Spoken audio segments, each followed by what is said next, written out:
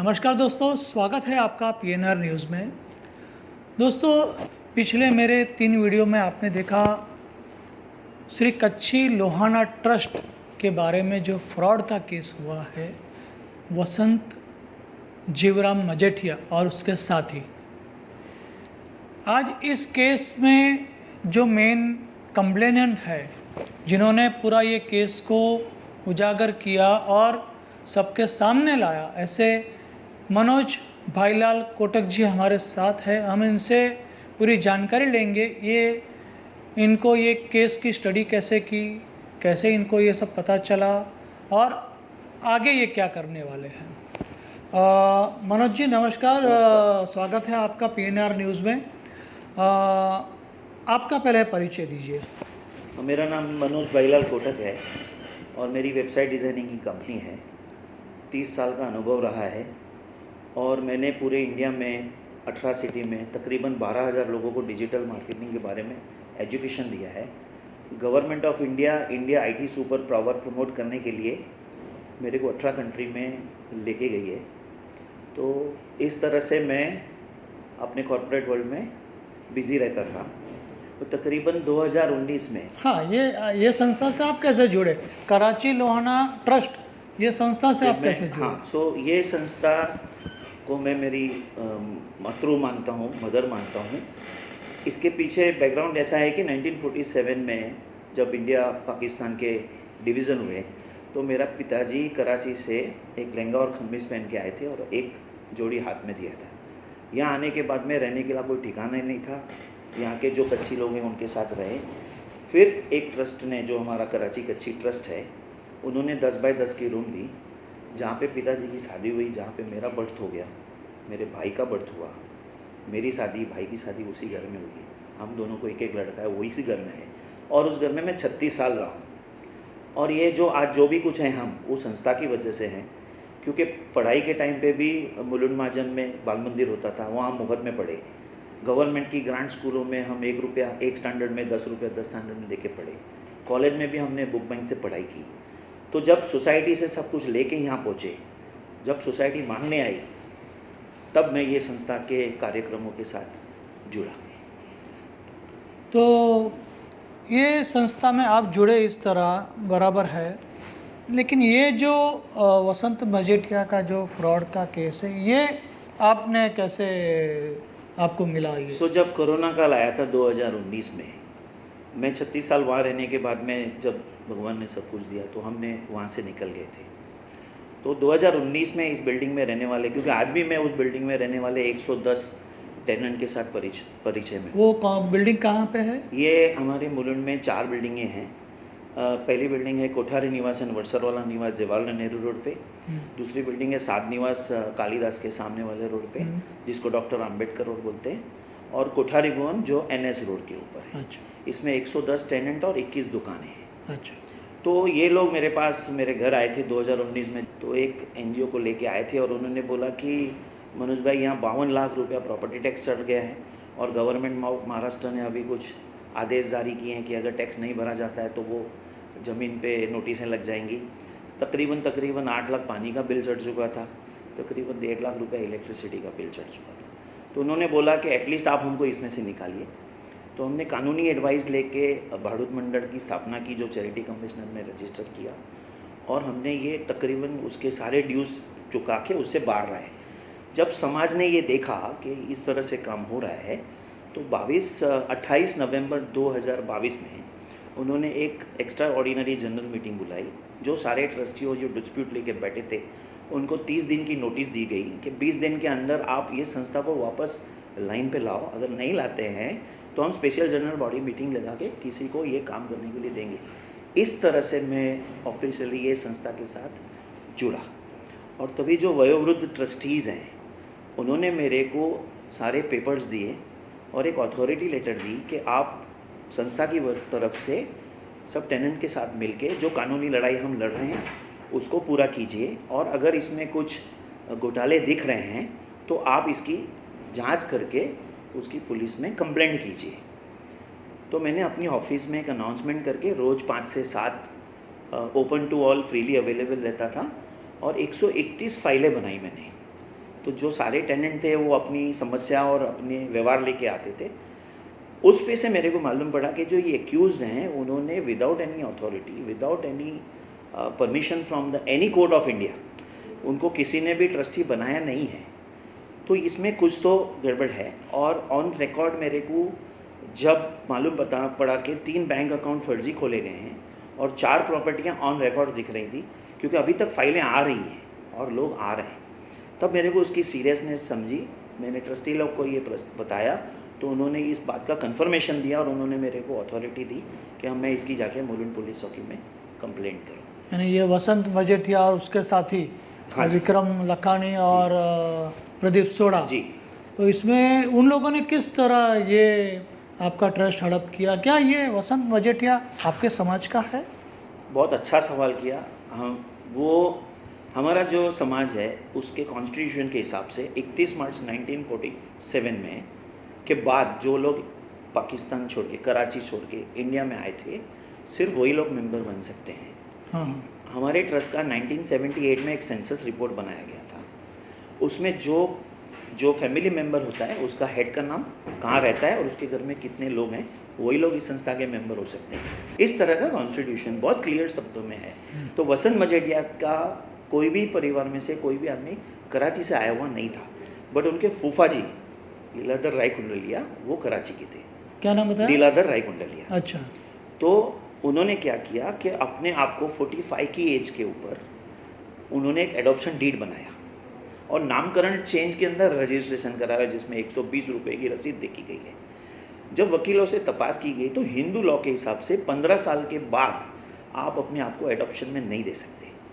तो ये जब पता चला कि ये तो बोगस एडॉप्शन डीड बनाई गई है, तो हमारे संस्था के ट्रस्टियों ने 12/9/2010 को स्पेशल जनरल बॉडी मीटिंग बुला के 87 मेंबरों ने साइन करके वसंत मजेठिया, प्रदीप सोडा और जगदीश सोनागिला इनको एक्सपेल कर दिया और इसके ऊपर नोटरी करवा के चैरिटी कमिश्नर में रिपोर्ट सबमिट की। उसके बावजूद भी मैंने ट्रस्टियों से सुना गया कि मसल पावर यूज़ करके उन्होंने ऑफिस का कब्जा लिया। तो सारे एविडेंस और फैक्ट्स अवेलेबल थे, बट उनको कोर्ट में प्रेजेंट ना करने की वजह से 2010 से 2019 तक जब उन्होंने मेरे को डॉक्यूमेंट दिए, उसके बाद में हमने स्टडी करके ये कोर्ट्स को पेपर दिए। तो सबसे इम्पॉर्टेंट 28 अप्रैल 2023 में एक ऑर्डर आया चैरिटी कमिश्नर से कि ये वसंत मजेठिया प्राइमा फेसिए हमारा ट्रस्ट का मेंबर नहीं है। वो जो ये क्लेम कर रहे हैं 2006, 2008, 2010 में मैं ट्रस्टी था, वैसा कोई भी पेपर इस ऑफिस में पाया गया नहीं है। तो इनको ये समाज के एडमिनिस्ट्रेशन से निकाला जाता है, लेटर यूज करने से निकाला जाता है, भाड़ूत लोग से भाड़ा करने से निकाला जाता है, और ये कोई भी बैंक अकाउंट ऑपरेट नहीं कर सकते। ये ऑर्डर जब पुलिस में दिया गया, हाँ, और जिसके साथ वो डॉक्यूमेंट दिए गए, तब उनको रियलाइज़ हो गया कि इनकी अथॉरिटी नहीं है। और जो विक्रम लखानी है वो तो कच्ची लोहाना समाज से ही नहीं है, वो तो उनका लखानी है, मेरे हिसाब से वो सौराष्ट्र या जामनगर के हैं। अच्छा, और जो मैंने रूम देखे हैं उसमें एक रूम में उनको ट्रस्ट एडमिनिस्ट्रेटर बनाया गया है, वसंत मजेठिया ने चेयरमैन बोल के साइन किया है, और एक दुकान है जिसमें प्रदीप सोडा ने साइन किया हुआ है, और विक्रम लखानी हमारे ट्रस्ट के चेक के ऊपर साइन करते थे। तो ये जब आपके ट्रस्ट के मेंबर ही नहीं है तो ये आपकी कमेटी में कैसे आए? तो जैसे मैंने बताया आपको कि वो वसंत मजेठिया तो ट्रस्ट के मेंबर नहीं, उन्होंने बोगस एडॉप्शन डीड को अडॉप्ट किया। हाँ, और बॉम्बे पब्लिक ट्रस्ट एक्ट जो है 1950 का, मेरे नॉलेज के हिसाब से अगर आपको बैंक अकाउंट ट्रस्ट का खोलना है तो आप कोऑपरेटिव बैंक में नहीं खोल सकते, अच्छा, क्योंकि कोऑपरेटिव बैंक में सिर्फ रेजोल्यूशन देने पे अकाउंट खुलता है, और नेशनलाइज बैंक में आउटगोइंग ट्रस्टियों की सिग्नेचर बिना नहीं खुलता है। तो हमारे ट्रस्टियों से जो भी गलती हुई थी तभी के टाइम पे कि अगर उन्होंने एडॉप्शन डीड का रियलाइज़ होने पे, तो उन्होंने एक काम बहुत अच्छा किया था कि ट्रस्ट के जो 25 साल पुराने चारों बैंक अकाउंट है उसमें से साइन देने से मना कर दिया था। उसकी वजह से ये 3 बैंक अकाउंट खुले, और मेरे को कोर्ट से ऑर्डर आया कि सारे बैंक अकाउंट के 5 साल के स्टेटमेंट दिए जाएँ। ऑर्डर होने की वजह से ये 3 कोऑपरेटिव बैंकों ने भी मेरे को स्टेटमेंट दिए। तब उसमें ध्यान में आया कि ये तकरीबन 54 लाख रुपीस इन तीनों बैंकों में जमा हुए हैं। अब चारों बिल्डिंग का पर मंथ का एक्सपेंडिचर है तकरीबन 1,15,000। तो इसका मतलब हो गया कि आपका साल में 15 लाख रुपया खर्चा है, जबकि उस 54 लाख में से 14 मंथ्स के अंदर 14 ईयर्स के अंदर सिर्फ 14 लाख का पानी बिल लाइट बिल भरा गया था। इसका मतलब है एवरेज 7,000 रुपया महीना स्टैट्यूटरी ड्यूज पे गए थे। और मैंने लिस्ट बनाया तो उसमें तकरीबन 40 लाख रुपया पर्सनल नाम पे ट्रांसफ़र है। तो हम उनको पर्सनल नाम पे क्यों बोलते हैं? क्योंकि चैरिटी कमिश्नर और बीपीटी एक्ट के अंदर आपको हर साल ऑडिटेड अकाउंट रिपोर्ट सबमिट करना है। अगर आपने वो नहीं किया है तो इसको आपको जवाब देना पड़ेगा कि ये 40 लाख आपने किसको दिए।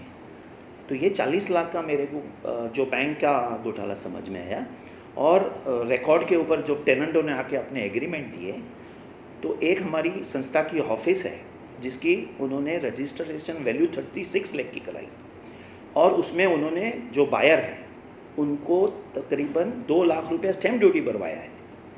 और मैंने जब पढ़ा तो 21,000 के वन टाइम प्रीमियम रेंट पे ऑफिस दे दी गई है। 21,000 रुपये के वन टाइम प्रीमियम रेंट, जबकि उसकी वैल्यूएशन 32 लाख रुपए है। और ये समाज की ऑफिस थी। जैसे मैंने आपको समझाया कि आज का खर्चा लाइट बिल, पानी बिल, प्रॉपर्टी टैक्स और झाड़ू वाला, चारों बिल्डिंग का 1,15,000 है। अब 110 बारूद 500 रुपया देंगे तो 55,000 देंगे।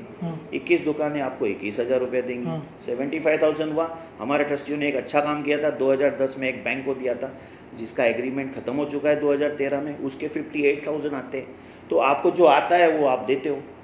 यानी वो बैंक का एग्रीमेंट खत्म हो गया फिर भी वो बैंक वहाँ पे अवेलेबल है। हम किससे रिन्यू करें? इस डिस्प्यूट की वजह से वो बोलते हैं हम किससे रिन्यू करें। अच्छा, ये संस्था का बहुत बड़ा नुकसान है। वो बैंक का नाम क्या है? जीएस महानगर कोऑपरेटिव बैंक। अच्छा, वो वहाँ पे है जो जवेर रोड से जो एंट्री है वही? जी। अच्छा, पहले वो बिल्डिंग के मेन गेट से एंट्री था? नहीं, वो एंट्री वहीं पे है। अच्छा, हाँ, पहले बहुत पहले मेन गेट से एंट्री था। अभी एक रूम था उधर जो समाज ने उनको जगह दी क्योंकि वो बैंक फिर वहाँ से एंट्री किया। जी। अच्छा, आगे बताइए। अब ये जो वसंत मजेठिया है, इसके और क्या क्या फ्रॉड आपको ये संस्था में मिले?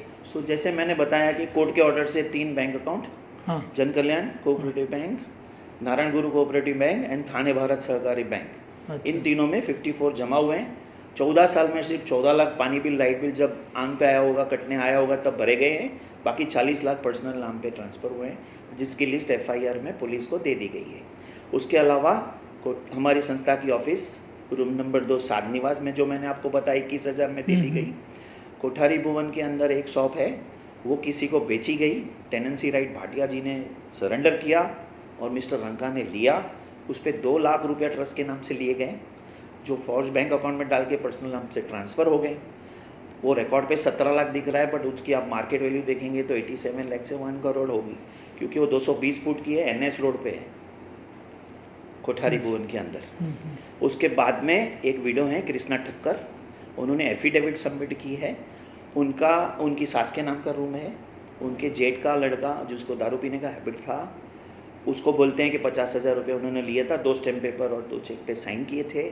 वो अचानक नेचुरल डेथ से मारा गया। इसका तेरवा करके आए तो वसंत मजेठिया ने उस रूम को ताला लगा दिया गया था। और मेरे रिकॉर्ड में उन्होंने जो सबमिट किया इलेक्ट्रिसिटी बिल, वो राहुल मजेठिया के नाम का है। राहुल मजेठिया उनका सन है। किसका सन? वसंत मजेठिया। वसंत मजेठिया का सन के नाम पे लाइट बिल है। जी। मतलब वो विडो जो थी और उसका लड़का जो जो ऑफ हो गया जी, उसके नाम पे था, वो अचानक इनके नाम पे रूम अभी भी संस्था के रिकॉर्ड में सांस के नाम पे है। अच्छा, but electric bill Rahul Majethia के नाम पे और वसंत मजेठिया ताला लगा के रखा है। पुलिस कंप्लेंट हुई थी, श्रीपाद काड़े साहब को रिटर्न में दिया गया था। उन्होंने एफिडेविट थी, अभी उन्होंने भी ताला लगा के रखा, इन्होंने भी ताला लगा के रखा। और स्मॉल कोर्स कोर्ट में कृष्णा ठक्कर जो हैं उन्होंने केस डाला हुआ है अभी। अच्छा।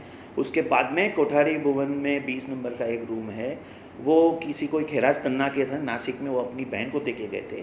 उनकी डेथ होने के बाद में रिकॉर्ड में ऐसा विल बनाया गया है कि प्रोबेट बना के कोई राज को बेचा गया है। बट जब आपका रूम नहीं है तो आप विल कैसे बना सकते हो? तो ये 4 चीज़ें मेरे ध्यान में आई, 4 जगह और 3 बैंक अकाउंट। अच्छा। जो ट्रस्टियों से मैंने कंफर्म किया, उन्होंने कंफर्मेशन दिया और उन्होंने मेरे को परमिशन दिया कि आप जाके ये मुलुंड पुलिस चौकी में बताइए। तो क्या पुलिस ने ये जो 3 बैंक में फर्जी अकाउंट थे उसके ऊपर भी कार्रवाई कर रही है पुलिस? मेरे नॉलेज के हिसाब से पुलिस ने हमारा जो ट्रस्ट का दावा था उसको कंफर्म करने के लिए शायद 1-2 बैंक में KYC डॉक्यूमेंट मंगवाए थे, जिसमें से उनको ये मालूम पड़ा कि ये विक्रम लखानी जो हैं उनका सिग्नेचर था, और दीपेश गुगारिया जो शायद लखानी के कज़िन है, जिनको यहाँ ही नहीं हो, वो जामनगर के आधार कार्ड पे एड्रेस है, और वसंत मजेठिया। तो रिजोल्यूशन पास करके, तो जब ये सीरियसनेस मालूम पड़ा, या जो मैंने आपको बताया कि 36 लाख की वैल्यू है और 21,000 में दे दिया गया, या दो जो खैराज तन्ना और कृष्णा ठक्कर, इन दोनों ने जब एफिडेविट सबमिट किया, तो उसके बाद में पुलिस को इस मामले का सीरियसनेस समझ में आया। मतलब अभी ये जो 3 बैंक आपने जो पहले बताया कि कोई भी ट्रस्ट का अकाउंट ओपन करने के लिए कोऑपरेटिव बैंक में नहीं करना चाहिए, नहीं करना चाहिए, नेशनलाइज्ड बैंक में होता है, क्योंकि एक ऑर्डर में जज ने लिखा है। अच्छा। और जज ने ओपन कोर्ट में अनाउंस किया कि आपने कोऑपरेटिव बैंक में अकाउंट खोलने के लिए परमिशन लिया था क्या। हाँ। और उस ऑर्डर में ऐसा लिखा है कि पूरे इंडिया की बैंकों को इन्फॉर्म किया जाए कि ये ट्रस्ट के नाम से और अकाउंट ना खुले। और कोऑपरेटिव बैंक में क्या होता है, रिजोल्यूशन देना होता है, जबकि नेशनलाइज्ड बैंक में जैसे हम हाउसिंग सोसाइटी का सेक्रेटरी चेंज होता है, हाँ। तो आउटगोइंग कमेटी का साइन देता है और इनकमिंग कमेटी। हाँ। ये तो एक बराबर सिंपल सा नियम है। हाँ, नियम है। तो और ये भी पता चला है कि तीनों बैंक में ऑथोराइज सिग्नेटरी अलग है, वसंत मजेठिया कॉमन है, बट तीनों बैंक में ऑथोराइज सिग्नेटरी। और एक कॉमन रूल ये भी है कि आप ट्रस्टी हो, उसका प्रूफ कौन देगा, आप खुद तो नहीं दे सकते। हाँ। तो उसके लिए चैरिटी कमिश्नर बैठा है। हाँ। तो कोई भी ट्रस्टी जो वहाँ साइन करता है, उसका चैरिटी कमिश्नर में रिकॉर्ड होना चाहिए, और कुछ वजह से कंप्लायंस में रिकॉर्ड नहीं है, तो आपको एवरी ईयर अकाउंट सबमिट करने हैं ऑडिटेड। यानी तो ये 2008 के बाद में हमारी संस्था का एक भी ऑडिटेड अकाउंट रिपोर्ट नहीं गया है, और वो जज साहब ने बोला था कि 1 महीने के अंदर आप 2008 से अभी तक के ऑडिटेड रिपोर्ट दीजिए, नहीं तो ये कंटेम्प्ट ऑफ कोर्ट होगा। ये सारे सबूतों के बाद ही ये पुलिस को इसकी सीरियसनेस समझ में आई। यानी ये तीनों बैंक में जो अकाउंट है कराची कच्छी लोहाना ट्रस्ट के नाम से ही है। श्री कराची कच्छी लखपतिया नारायण सरोवरिया महाजन, इस ट्रस्ट के नाम से खोले गए हैं। उस ट्रस्ट का लेटर हेड यूज़ करके रिजोल्यूशन पास किए गए हैं, उसमें ऑथोराइज सिग्नेचरियों को ट्रस्टी बताया गया है। यानी ये तीनों बैंक ने क्या डॉक्यूमेंट के ऊपर अकाउंट ओपन किया? ओनली रिजोल्यूशन ऑन अच्छा। Trust letter head. On trust letter head. हाँ, और इनका मोडस ऑपरेंडी देखिए कि जब पता चला कि यहाँ बैंक में अकाउंट है, तो जन कल्याण बैंक में 2010 से करके 2000 तकरीबन 12 तक है, उसके बाद में 2012 से करके नहीं 2015 तक है। उसके बाद में उनको किसी को मालूम पड़ा हमारे संस्था से, क्योंकि मैं तो देखिए 22 में आया हूँ, 19 में हमने ये किया। ये जो पूरा हो रहा है ये तो 2008 से हो रहा है। तो 2015 से 2018 में नारायण गुरु कोऑपरेटिव में अकाउंट खोला गया, जन कल्याण को बंद कर दिया गया। यानी अकाउंट बंद किया कि ऑपरेटिंग बंद फ्रीज किया? हो गया जब जाके किसी ने कंप्लेंट किया। अच्छा। फिर 2015 से 2018 नारायण गुरु कोऑपरेटिव में अकाउंट खोला गया। जब वहाँ रियलाइज हो गया कि लोगों को पता चल गया है, तो चुपचाप थाने भारत कोऑपरेटिव बैंक में 2018 से 2022 में तक, मतलब अभी तक पैसे निकाले गए हैं। और आप तीनों बैंक अकाउंट का स्टेटमेंट स्टडी करेंगे तो लाखों रुपया निकाल के, किसी में 1000 रुपया, किसी में 1500 रुपया, और वो भी वो बैच का जो पड़ा है वो, बाकी पूरा अकाउंट में से पैसा निकाल दी गए। और मेरा सवाल ये है कि आप जब कलेक्ट करते हो तो 12 साल से प्रॉपर्टी टैक्स क्यों नहीं भरे गए हैं? 12 साल से बिल्डिंग की मेंटेनेंस क्यों नहीं हुई है? रिपेयरिंग तो आज 30 साल के बाद की बिल्डिंग को रिपेयरिंग तो लगता है ना, तो वो सब नहीं हुआ है। अच्छा। और यानी ये वसंत मजेठिया जो है फ्रॉड करके नकली दस्तावेज पे आपके ट्रस्ट में एंट्री करता है, ट्रस्टी बनता है, ट्रस्ट की ऑफिस भी यूज़ करता है, उसको बेच भी देता है, और फर्जी अकाउंट खोल के उसमें सारे व्यवहार करता है। तो 1,40,00,000 रुपए का उसने गबन किया, यानी सोसाइटी से जो भाड़ा वगैरह वसूल किया और टैक्स वगैरह नहीं भरा और वो भी खा गया। ये आपका कहना है? जो पेपर बोलते हैं, हाँ बराबर। सो पेपर में ये दिख रहा है कि 54 लाख तीनों बैंक में जमा हुए, और ये कोर्ट के ऑर्डर में लिखा हुआ है। हाँ। मैं आपको ऑर्डर की कॉपी दे सकता। और जो वैल्यूएशन किया है, तो ये पगड़ी समझ के वैल्यूएशन किया है। अच्छा।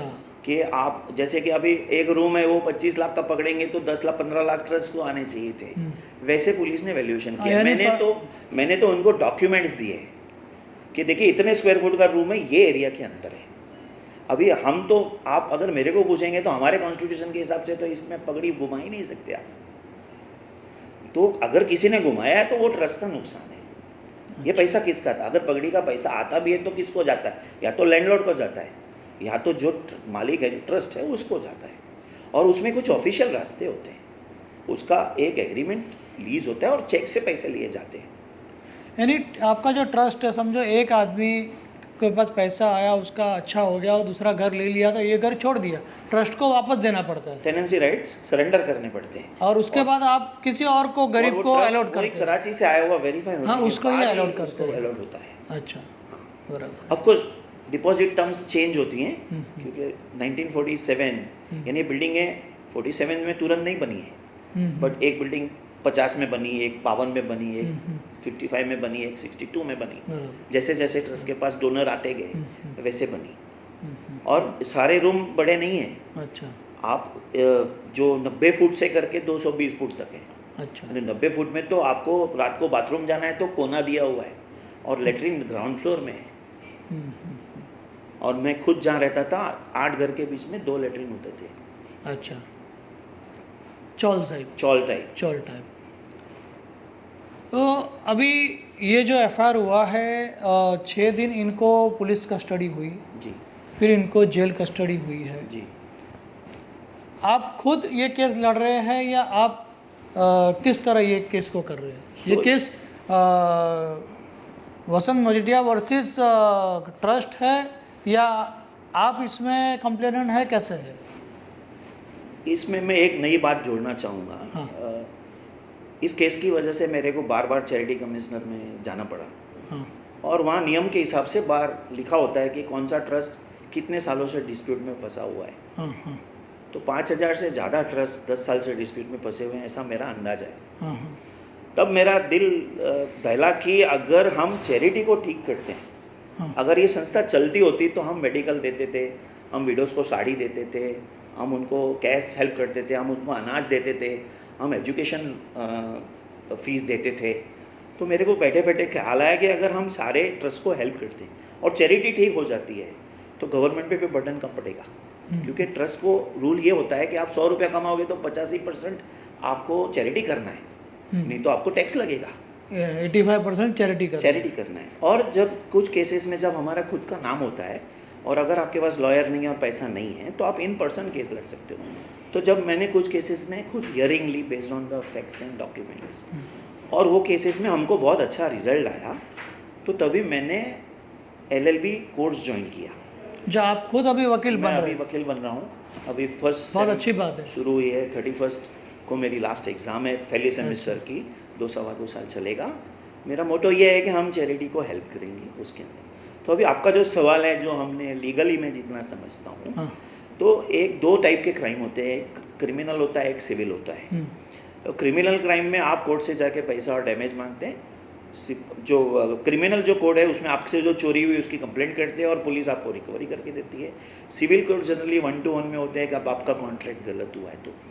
बट जो क्रिमिनल क्राइम है उसमें अगर पुलिस FIR नहीं लेती तो आपको फिर कोर्ट जाना पड़ता है, और कोर्ट पुलिस को आदेश देती है कि आप इसका FIR लो। तो उसमें उसको प्राइवेट कंप्लेंट बोलते हैं, और आपको अपना वकील खड़ा करना होता है। हाँ, और दूसरा होता है कि आपका समझो मोबाइल चोरी हो गया, तो आप किधर जाएंगे? आप पुलिस में जाएंगे, और पुलिस आरोपी को पकड़ती है तो उसका सजा दिलवाने का काम पुलिस का है। उसको बोलते हैं स्टेट वर्सेस एक्यूज्ड। तो हमारे केस में पुलिस ने डायरेक्ट कंप्लेन ली है without going to the court, क्योंकि फैक्ट्स एंड फिगर्स थे, समाज का काम था, समाज के इतने लोगों की साइनें थी उसके अंदर। 87 लोगों ने पहले साइन की थी, अभी जो ट्रस्टी ऑन रिकॉर्ड थे उन्होंने साइन किया है। तो ये जो केस हुआ वो स्टेट वर्सेस वसंत मजीठिया है। अच्छा, इन्हें पुलिस उनको गिरफ्तार करेगी, पुलिस उनको पुलिस कस्टडी देगी। जब जुडिशियल कस्टडी होगा और सारे मामलों में जब वकील खड़ा होगा तो पब्लिक प्रोसिक्यूटर खड़ा होता है। अच्छा, यानी पब्लिक प्रोसिक्यूटर आपका केस को हैंडल कर रहे हैं। हाँ, जो गवर्नमेंट पेड होता है, जो पुलिस की तरफ से होता है, हमारा उसमें कोई इन्वॉल्वमेंट नहीं। हमारा काम खत्म होता है जब हमने कंप्लेंट की एक्यूज के खिलाफ। तो अभी ये केस में वसंत मजीठिया अभी जेल कस्टडी में है, तो वो उनका बेल भी जो है रिजेक्ट हो गया है। अभी नेक्स्ट स्टेप आपका क्या रहेगा इसमें? कायदे का काम करेगा। देखिए, जैसे मैंने आपको बताया कि हमारा काम था कि जो ट्रस्ट के साथ गलत हुआ है उसकी इन्फॉर्मेशन समाज के लोगों ने दी, और मैं तो निमित्त बन के सिर्फ उसमें जाके कोर्ट के पुलिस को पेपर दे के आया हूँ। तो अभी आगे जो होगा वो कायदे का काम करेगा। इन्होंने एंटीसिपेटरी बेल अप्लाई किया था सेशन कोर्ट में, जो कि रिजेक्ट हुआ, इसलिए फिर उन्होंने मजिस्ट्रेट कोर्ट ऑफ मुलुंड में बेल किया, जहाँ पे पुलिस ने मेरे को डॉक्यूमेंट्स लेके बुलाया था। वहाँ मैंने सुना तो वो भी रिजेक्ट हुआ। तो अभी इनके पास रेमेडी ये है कि उनको सेशन कोर्ट में फ्रेश बेल एप्लीकेशन अप्लाई करना पड़ेगा, जो उन्होंने ऑलरेडी एंटीसिपेटरी कैंसिल किया है। उसके बाद उनके पास हाई कोर्ट के द्वार हैं, बट हमारा रोल उसके अंदर कुछ भी नहीं है। ये स्टेट वर्सेस वसंत मजेठिया है। अच्छा, अभी आप जैसे एलएलबी खुद कर रहे हैं, तो एक क्वेश्चन में ये आपको पूछता हूँ कि अभी ये जो एफआईआर है state versus Vasant Majethia and others, उसमें 3 आरोपी है, वसंत जीवराम मजेठिया, विक्रम लखानी और प्रदीप सोढ़ा, जिसमें प्रदीप सोढ़ा जो है अभी तक फरार दिखाया गया जी। है। तो आपको क्या लगता है कि ये लोग वापस बेल एप्लीकेशन करेंगे तो एक आरोपी फरार है, तो क्या वापस इनको बेल मिलेगी या नहीं मिलेगी? आर्ग्यूमेंट में स्ट्रॉन्ग पॉइंट ये होता है, और यही हुआ मुलुंड मजिस्ट्रेट कोर्ट में, हाँ। कि अगर हम इनको भी छोड़ देंगे और एक ऑलरेडी जो फरार है। तो वो मैसेज गलत जाएगा। हाँ। बट जितना मैं समझाऊँ उतना इंडिपेंडेंटली इन्होंने पुलिस कस्टडी को फुलफिल किया है, वो जुडिशल कस्टडी में, तो इनका इंडिपेंडेंट अधिकार तो होता ही है कि वो बेल मांग सकते हैं।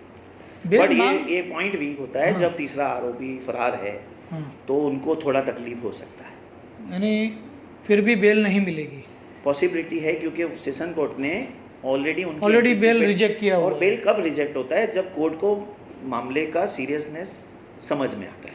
अगर ये छोटा मोटा काम होता तो चलो कि भाई किसी ने किसी को फंसाया तो नहीं है, क्योंकि कानून के लिए तो दोनों आंखें बराबर है।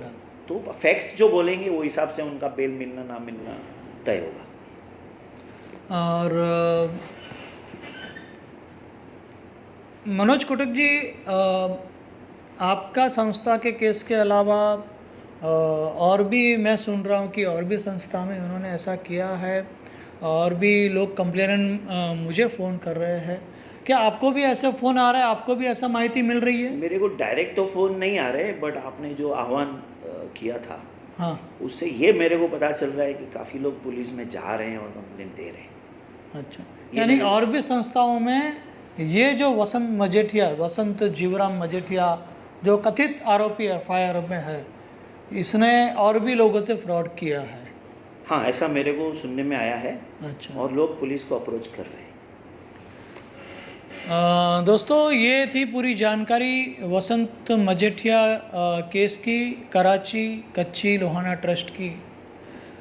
दोस्तों, ये जो मैंने 3 वीडियो पहले किए हैं, आपने देखा, वो न्यूज़ करने के बाद कई लोगों ने हमारा संपर्क किया है, पत्रकारों का संपर्क किया है। मैं हूँ नितिन मणियार, मेरा संपर्क किया है।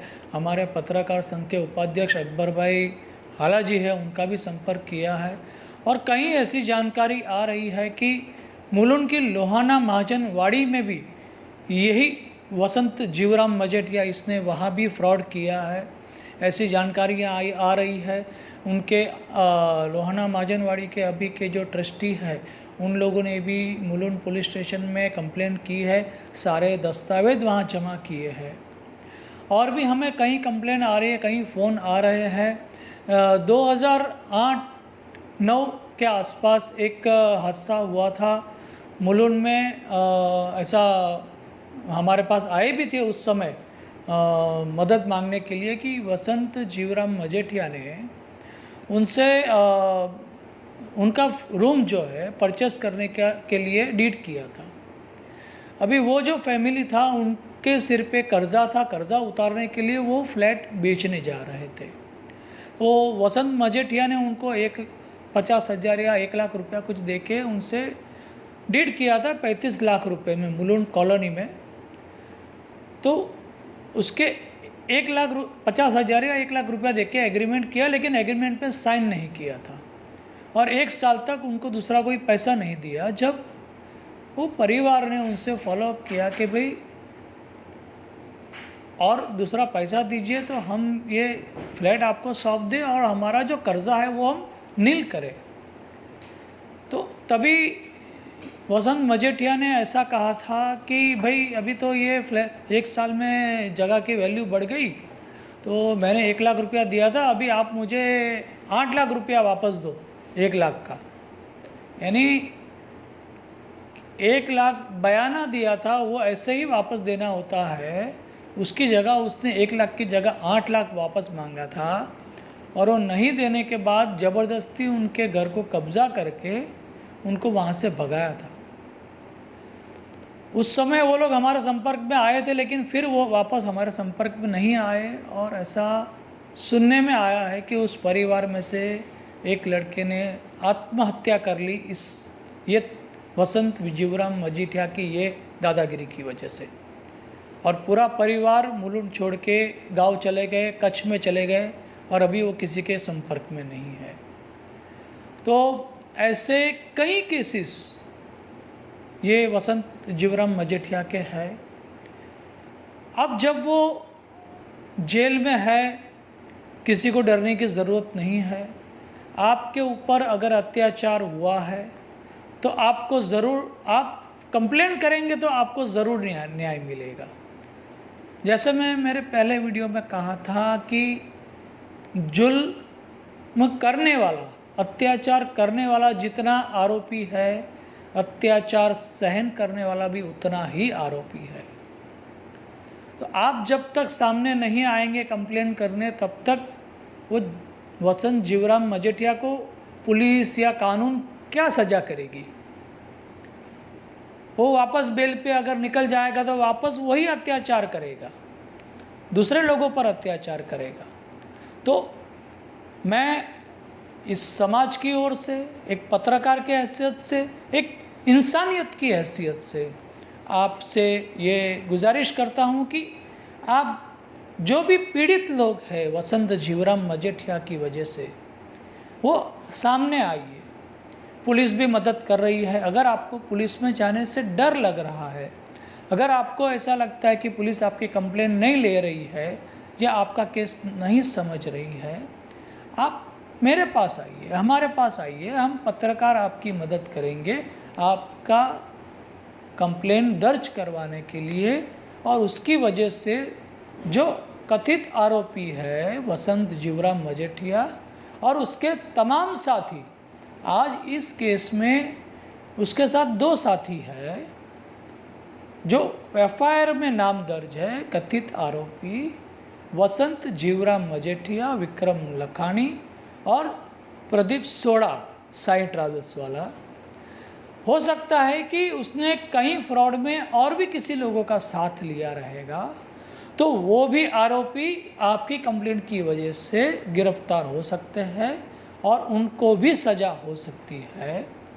तो आप आगे आइए और आपकी कंप्लेंट दर्ज कराइए, जागरूक बनिए, आप डरिए मत, डर को निकाल दीजिए।